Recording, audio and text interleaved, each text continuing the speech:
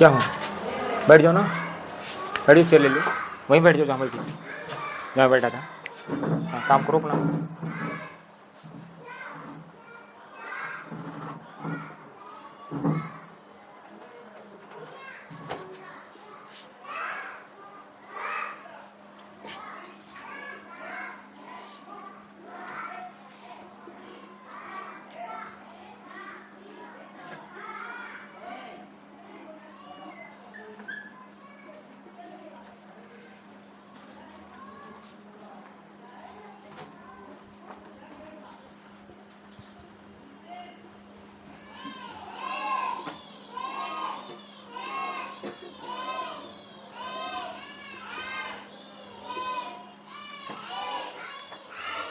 ठीक हो बेटा, पढ़ा जाए। पढ़ने के क्रम में हमको पढ़ना है सोशल साइंस लेसन 2, दो हमको बुक। तुम्हारा बुक कहाँ है?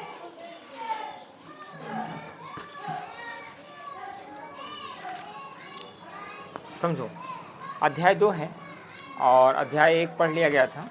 अध्याय 2 जो है बेटा आपको है ब्रिटिश शक्ति का भारत में उदय।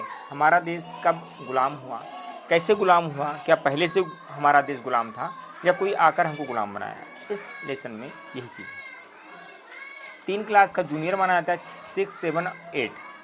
6 में बताया जाता है आपका प्राचीन इतिहास पढ़ाया जाता है, 7 में मध्यकालीन इतिहास और 8 में क्लास 8 में जो है बेटा वह होता है आधुनिक इतिहास।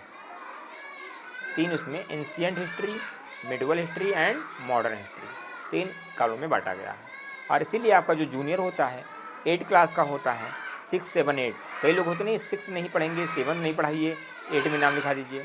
तो तीनों कोर्स आपको पढ़ना ही पढ़ना है, तीनों कोर्स आपको पढ़ना ही पढ़ना है। नहीं पढ़ोगे तो नुकसान आपका, आपको समझ में नहीं आता है, फिर दिक्कत हो जाता है।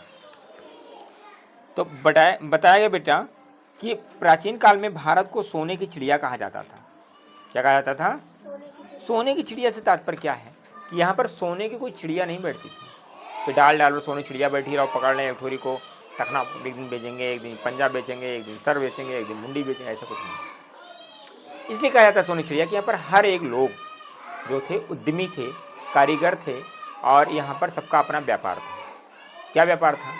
जैसे जो जूते चप्पल बनाते थे वो अपना धंधा करते थे, बढ़ई अपना काम करते थे, माली अपना काम करते थे, चक्की वाले अपना काम करते थे, और भी जो लोग थे सबका अपना अपना, सबका हलवाई की अपनी दुकान थी। और वही दुकान जो होता था हमारे जो पिताजी का है काम, वही मैं भी काम पकड़ता था। बढ़िया कमाई हो रहा है, मान सम्मान है। पहले एक पत्तल बनाने वाला काम होता था, है ना, गांव के बारी लोग बताते थे पत्तल खाना उसमें खाया जाता था, तो उन्हीं के यहाँ सोची जाता था तब होता था। कुम्हार अपना बर्तन चाक बर्तन का बनाते थे, उन्हीं के यहाँ से सारा बर्तन। अभी भी देखो शादी ब्याह में ढूंढा जाता है कि वो चिल्लाया जाए, माली के यहाँ से, उन्हीं के यहाँ से मोर वगैरह लाया जाता है, तभी शुभ माना जाता है। नाव वगैरह जो होते हैं, जो नाई का काम करते हैं, उन्हीं के यहाँ से आते हैं। नाखूर वाखूर शादी ब्याह में होता है कि नहीं होता है, सब उन्हीं के यहाँ से शुभ होता है। तो ऐसे उनको ढूंढा जाता था, बिना उनके वो चीज़ नहीं होता था। तो जब अंग्रेज आए भारत में तो उन्होंने कहा यार यहाँ पर तो सबका व्यापार है, यहाँ पर तो सोने की चिड़िया है। क्या है? कोई दुख ही नहीं है, सब अपने काम में व्यस्त है। मुझे तुम्हारे काम से कोई मतलब नहीं, मुझे आपके काम से कोई मतलब नहीं, है ना भाई। आपका काम है पत्तल बनाने का, मेरा काम है मिट्टी बनाने का, मिट्टी के बर्तन बनाने का। चाक ले लिया अपना, सुबह से काम पर जुड़ गया, मेरा अपना आमदनी, तुम्हारा अपना काम है। कोई किसी को एतराज ही नहीं था, बढ़िया विकसित था देश, सबकी कमाई होती, सबको बुलाया जाता था वहाँ पे। जैसे आपके यहाँ स्कूल में, आपके यहाँ पर मान लो 8 टीचर हैं, 9 टीचर हैं, 10 टीचर हैं, तो सबका अलग अलग विषय है। अब हिंदी वाले सर जी हिंदी ही पढ़ाएंगे, हिंदी विषय को तो उन्हीं का नाम लिया जाएगा। मैथ वाले मैथ ही पढ़ाएंगे, साइंस वाले साइंस पढ़ाएंगे, सोशल साइंस वाले सोशल साइंस पढ़ाएंगे, है ना। तो उन्हीं को ढूंढा जाता, चाहे जहाँ उनको ढूंढ कर लाया जाएगा। आदमी भी खुश था, समझ में आ रहा है। और वो महंगा पैसा भी पाता था। शादी ब्याह में नहीं, ब्याह में इतना नेक लेंगे, मनिहार अपना काम करता, चूड़ी पहनाने का काम, है ना। तो इस तरह से सबका काम अपना अलग अलग था। तो जब अंग्रेज आए तो उन्होंने कहा अरे अरे तो सोने की चिड़िया है, सोने की चिड़िया, ये बात है ना। भारतीय कारीगरों के द्वारा बनाई गई वस्तुएं यूरोप के देशों में बहुत पसंद की जाती थी। जो यहाँ पर वस्तुएं बनाई जाती थी वो यूरोप के देशों में बहुत पसंद की जाती थी। इस कारण यूरोप के देश भारत से व्यापार करने के लिए उतावले रहते थे। क्या रहते थे? भारत देश से यूरोप वाले व्यापार करने के लिए, मतलब खरीदने के लिए, बेचने के लिए बहुत ही उतावले रहते थे। यहाँ सामान लेकर जाकर वहाँ पर बहुत महंगा देते थे, बहुत। अपने यहाँ पर जो दातून होता है नीम का, अमेरिका में पता कि नहीं बिकता है, 200-200 रुपये, 500-500 रुपये एक दातून बिकता है। सोचो अपने यहाँ, अरे यार पेड़ भी कटा रहा है, बढ़िया मॉल में बिकता, मॉल में। गुइयक पत्ता जो अपने यहाँ पर फ्री में होता है, अब तो बाजारों में बिकने लगा है गुइयक पत्ता। कांद, क्या कहते हो कांद को, और क्या कहा जाता है कांद को, और क्या कहते हैं, साथ से कुछ नाम आता है, हमें नहीं पता जाए। तो वो जो होता है बेटा, क्या नहीं, सीताफल नहीं, सीताफल तो कद्दू है। अब देखो सुनो, तो ये जो होता है अब बाजारों में बिकता है। गन्ना जो अपने यहाँ फ्री में मिलता है, गन्ने जूस तो बिकता ही है, गन्ना भी बिकता है। 30-30 रुपये का एक गन्ना आता बड़ा, इतना बड़ा गन्ना है ना, 50 रुपये का गन्ना, 100 रुपये का गन्ना। क्योंकि गन्ना जो होता है ठंडी काम करता है, पीलिया में बहुत काम आता है। ठीक है, जान पाए, आगे बढ़ते हैं। तो बहुत उतावले रहते थे ये देश, व्यापार में एक दूसरे के प्रतिद्वंदिता का एवं ईर्ष्या करते थे, जिस कारण इनमें संघर्ष भी हो रहे थे। कहने का मतलब है कि सबसे पहले जो यूरोप आते थे, और वहीं पर एक देश था पुर्तगाल, क्या था, हाँ, सबसे पहले पुर्तगाली व्यापारियों ने भारत में अपनी व्यापारिक संस्थाएं स्थापित की, पहले लाके संस्थापित की। उसके बाद डच, डेनमार्क, ब्रिटिश तथा फ्रांस के व्यापारियों ने अपने व्यापारिक उपनिवेश भारत में स्थापित किए। ये देश व्यापार में एक दूसरे से प्रतिद्वंदिता एवं ईर्ष्या करते थे। कौन कौन देश, डच, डेनमार्क, ब्रिटिश तथा फ्रांस के लोग आपस में प्रतिद्वंदी होते थे। क्या होते थे, आप 10 रुपये बेचोगे तो मैं 8 बेच दूंगा, आप 8 का बेचोगे तो मैं 6 बेचूंगा, जलन होता था। ठीक है, क्या तो 18वीं शताब्दी के प्रारंभ में अंग्रेजों तथा फ्रांसीसियों ने डेनमार्क वासियों एवं डचों को भारत से बाहर कर अपनी व्यापारिक शक्ति का विस्तार किया। क्या किया, पहले तो यहाँ पर करने आए, फिर इन्होंने क्या किया, जो शुरुआत में आए थे अंग्रेज आए थे, फ्रांसीसी आए थे, डेनमार्क वासी आए थे, और डच लोगों ने भारत से बाहर कर, मतलब डचों को भारत से बाहर कर अपनी व्यापारिक शक्तियाँ प्रारंभ का विस्तार किया। अब फ्रांस और अंग्रेज भारत में प्रमुख प्रतिद्वंदी रह गए, बाकी लोग सब बाहर हो गए। कौन कौन, डच, डेनमार्क वासी, है ना, और ये सब लोग बाहर हो गए।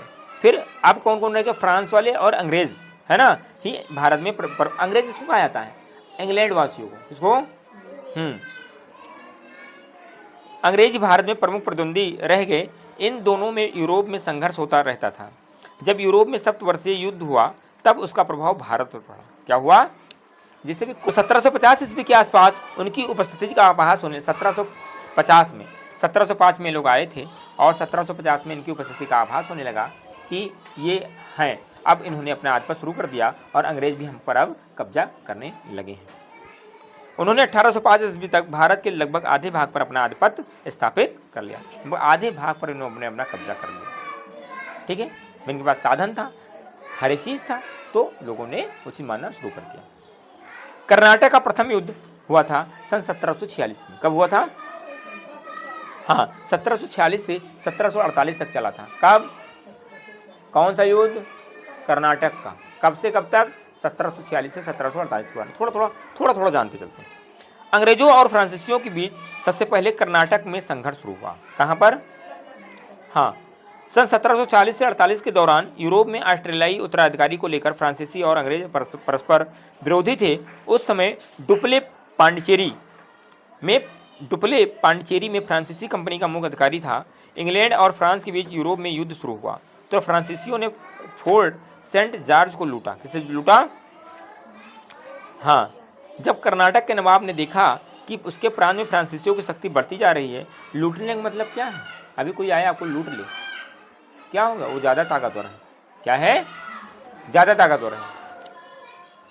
जब कर्नाटक के नवाब ने देखा कि उसके प्रांत में फ्रांसीसियों की शक्ति बढ़ती जा रही है तो उनके खिलाफ एक सेना भेजी, परंतु कर्नाटक की सेना हार गई। क्यों हार गई, हमारे यहाँ पर जो राजा महाराजा थे उनके पास में क्या था, तलवार था, तीर था। तीर कितना दूर मार दोगे, अंग्रेजों के पास क्या था, तोप था, बंदूक था। यहीं बैठे बैठे तक तुम तलवार भंजबो, यहाँ से वहाँ तक आओगे तब तक तुम वहीं पर वहीं मारने ठाक से पहुँच ही नहीं पाओगे, है ना। तुम एक गोली मारोगे उसमें 6 गोली रहता था बंदूक में। तो उनकी शक्तियाँ ज़्यादा थी। क्या थी, शक्तियाँ ज़्यादा थी। भाई तलवार हम कब मार पाएंगे? जब यहाँ पर पहुंचेंगे, आपके पास पहुंचेंगे, एक हाथ में जितना बड़ा तलवार होगा हमारा हाथ, तभी तो मार पाएंगे। अब पूरा जोर लग चाहिए, नहीं कि खाली छुआ दें। और उनका यहीं से हो वहाँ से लगभग 200 मीटर की दूरी पर मार दिया, ठाए से मर गए सब। तोप चला दिया, 1-1 किलोमीटर दूर से सब लोग स्वाहा गाँव। इसलिए हार मानकर वापस आना पड़ा। किसको? कर्नाटक के राजा को, कर्नाटक के नवाब को। कब हुआ था? सन 1746 से 1748 तक। ठीक बेटा। जब हार गई तो सन 1748 में यूरोप में शांति समझौता हुआ। क्या हुआ? शांति कराया गया। भाई क्या शांति मतलब क्या होता है? अगर मैं हारा हूँ, मेरे पास नहीं है कुछ, तो समझौता हुआ, है ना। तो फ्रांसीसियों ने अंग्रेजों को मद्रास वापस कर दिया। क्या कर दिया? हाँ, फ्रांसीसियों को मद्रास। कर्नाटक का दूसरा युद्ध फिर से 1746 से 1748 तक हुआ, लेकिन हमको संतुष्टि नहीं मिली। हम फिर लड़ाई करेंगे। हमारा आपका लड़ाई हुआ, आपने हमको 2 थप्पड़ मार दिया, ठीक है, लेकिन हमारे मन में कलह रह गया कि भी हम मारेंगे आपको पक्का। फिर से 1749 में युद्ध छिड़ गया और ये लगभग 49 में छिड़ा और 1754 तक चला, लगभग 5 सालों तक चला। कितने सालों तक? अब देखो कितनी अव्यवस्था। अभी तो 1746 से युद्ध हुआ ना शुरू हुआ था और 1748 में अभी तक शांत हुआ, फिर 1749 में छिड़ गया बात। अब एक बार जो जीता है वो फिर से हम पर धावे बोलने शुरू करेगा, है ना, फिर से हमको परेशान करेगा, फिर से हमको परेशान करेगा। तो अंग्रेजों और फ्रांसीसियों के बीच ये शांति अधिक समय तक नहीं टिक सकी। फ्रांसीसियों के विरुद्ध लड़ाई में कर्नाटक का नवाब मारा गया। कर्नाटक का नवाब मारा गया। उसी दौरान निजाम की भी मृत्यु हो गई। उत्तराधिकार के सवाल को लेकर विवाद उत्पन्न हो गया। अब जब राजा मर गया तो क्या होगा? अब उसका राजा कौन बनेगा? बिना राजा के चल नहीं पाएगा सरकार, तो उसका राजा कौन बनेगा? समझ में आया कि नहीं आया? उसका राजा कौन बनेगा? तो कर्नाटक के नवाब के पद के लिए दोनों कंपनियों ने अलग अलग विवाद उत्पन्न हो गया। फ्रांसीसियों ने मुजफ्फरजंग को नवाब बना दिया। मुजफ्फरजंग को नवाब बना दिया। कर्नाटक के नवाब के पद के लिए दोनों कंपनियों ने अलग अलग उम्मीदवारों को समर्थन किया। वे अंग्रेज मोहम्मद अली को कर्नाटक का नवाब बनाना चाहते थे, फ्रांसीसी और, है ना, इंग्लैंड वासियों ने।